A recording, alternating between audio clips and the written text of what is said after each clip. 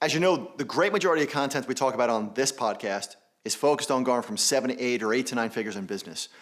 But did you know that it's possible to go from 0 to 7 or 0 to 8 figures within the first year or two of starting a business? In fact, most businesses that scale smoothly and quickly scaled smoothly and quickly from the very start. So if you've been in business for more than a year, or you're struggling to break the 6-figure mark, or you're still struggling to make a profit, then something very important is wrong, and your business is never going to get to 7 or 8 figures without fixing the mindset and the basic principles of how you're building the business to begin with. But when you fix these foundational building blocks, everything gets easier. So if you're starting a business, or if you're trying to scale a business right now, I want to talk to you about 5 tips to kind of smooth out the growth curve and help you get more predictable growth. Because my guess is that if you wanted to just bust your hump and work, just for the sake of working, you'd be working for somebody else. So if you started a business, or you're thinking about starting a business, then the goal is to actually grow something that supports you and your family and your lifestyle and your happiness and your health, right? And to do that, your business cannot suck you dry. And it needs to be running on systems that help it to grow. And it needs to contribute to, or at least support, your future, right? So whether you're starting a business right now or you're attempting to scale an already successful company and make it more profitable, there's 5 things that every business leader needs to focus on. The first one is having a clear game plan. So before starting any business or before flushing out any new idea, I get everybody together who's part of growing that company. And if you're just starting out and you don't have a team member or anybody else, it's kind of just you, then maybe it's just going to be you sitting in that room. Or if you have friends who have started and grown successful companies, then maybe they'll be in that room with you when you're doing this exercise, because their advice and their guidance earned them the right to be part of your quote-unquote team, even if they're not paid. And once you assemble everybody who could be part of the growth of your new business, or every team member or vendor who already is part of your existing company, all hands on deck, all minds on board, then you as the leader set the target for that year. And you spend the next several hours, or maybe the next entire day, brainstorming on every action your company needs to take, every product you need to develop, every strategy that you can use to reach your target, because the very first rule of thumb in any business is to get clear. Clear as to where you are and where you're going, clear as to what team you need to get there, clear as to the relationships you need to get there, clear as to the tasks you need to get there, and clear as to the daily actions that need to take place in order to get there. And after you get clear, and I mean really, really clear, you do whatever it takes to get the right people on board, right? So that's the second thing, get the right people on board. And that doesn't mean hiring expensive people fast, right?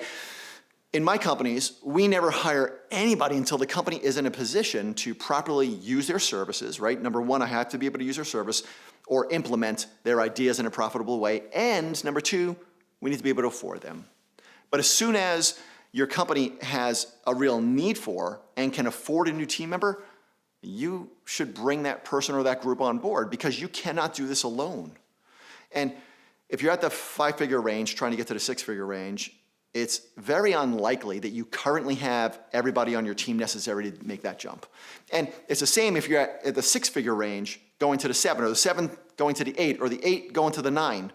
The team you have right now is almost definitely not the team you need to get to the next level. Some people are going to need to be let go.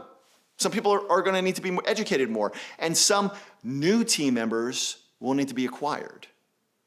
When the time is right, I need you to ingrain that in your head.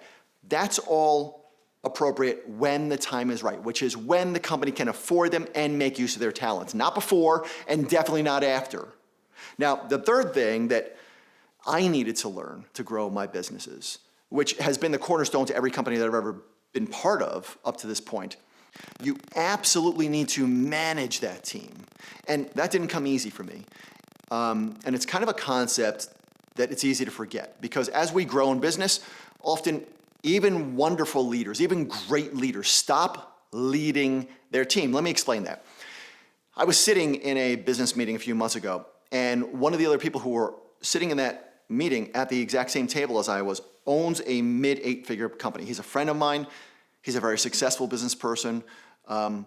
but he was having a challenge because his revenue was plateaued and it was stuck around the same level for over a year. And the challenges that he was having were amazingly easy, simple for me or anybody else to see from the outside. But from his point of view, he just couldn't see it. You know, when his company was growing its fastest, he was leading his team members. But for the past, 12 to 18 months before this, he slowed down on his meetings and he was focusing on acquiring other companies because that was part of his model. So these great team members who he worked so hard to hire and train and who appeared to be great at what they were doing, once they were left without his daily motivation or his daily guidance or his daily connection with him, each one of them slowly began to make less than optimal decisions. And after 6 months or so, those decisions began to affect their performance.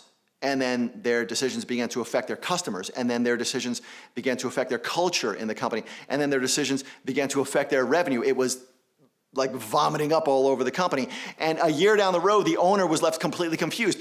But he still saw these team members as, the original productive team members that he originally hired. And he kept listening to their excuses about how, the industry is changing, right? The economy is dropping and every other excuse that they had.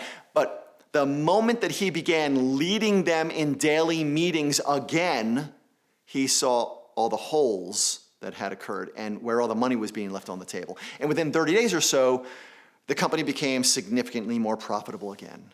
So if you're just starting in business, you need to get focused. And then you need to put the right minds together. And then you have to manage those minds in a way that's best for the company to reach its targets.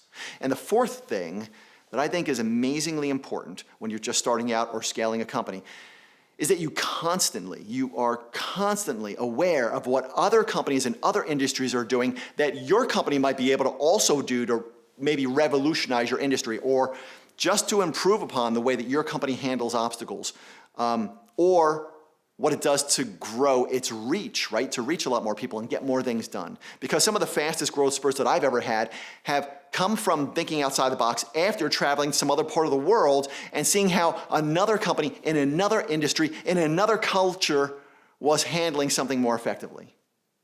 And the fifth thing that I want to leave you with is that you absolutely need to know, without a shadow of a doubt, the few actions that have the greatest effect on your success. I think one of the biggest challenges that small businesses have is that they get distracted by all the really amazing, wonderful opportunities that come up every single day.